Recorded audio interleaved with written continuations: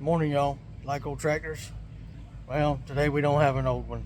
I mean, we got old ones. And I'm pulling my hair out with this thing. Yep, Kubota 3901. Picked this thing up at auction. They had a big sign on the hood. Let me show you the hood. That's why we got it so cheap. Yep, that's what it says on the hood. And why is because this thing sounded like it had a gorilla in the bottom end just beating away at it. But come to find out, it was some nasty injectors. Injector rail, the high pressure common rail, was literally full of rust. I took it apart and cleaned it because I wasn't spending a couple grand to replace it. I think that's ridiculous when you can clean it and it's just as good as buying a new one. And I took apart the high pressure pump, cleaned out the screen. It was full of rust and garbage too, and flushed all the lines and everything. We had to get some new injectors. Took them to the diesel shop. They told us that one was leaking and two were basically not even firing. So we got some brand new remans, and it does run better, but the old girl's in limp mode. She runs for 3 to 5 minutes, doesn't get over 1500 RPMs, shuts down. Cycle the key switch, it fires right back up, runs for 5 minutes, shuts right back down.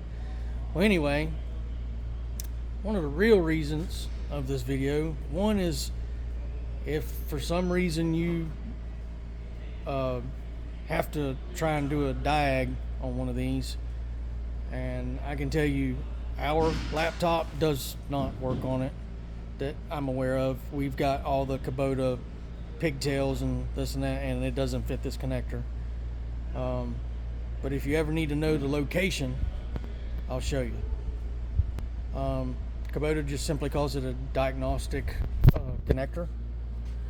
And this is all with the dash removed, of course, but the clock is in the factory position.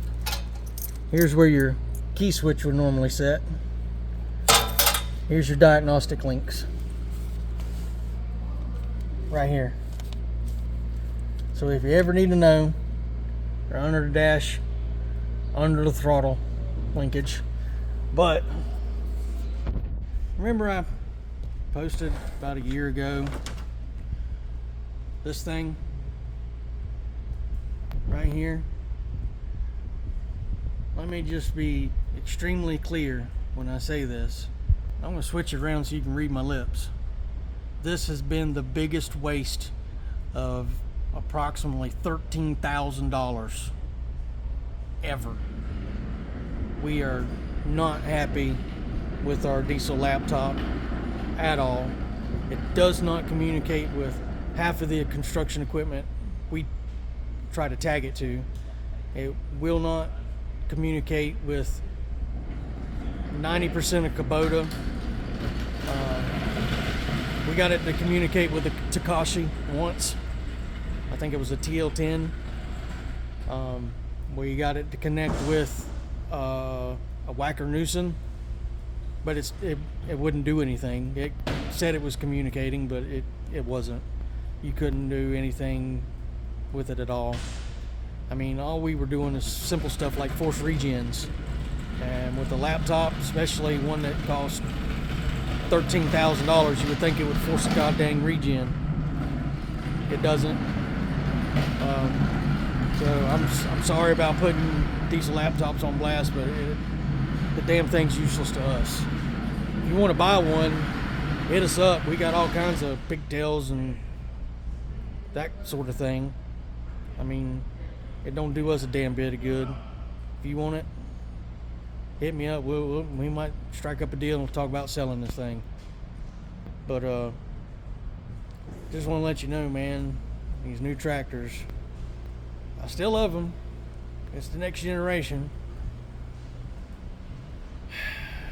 But this aftermarket diagnostic is just ridiculous.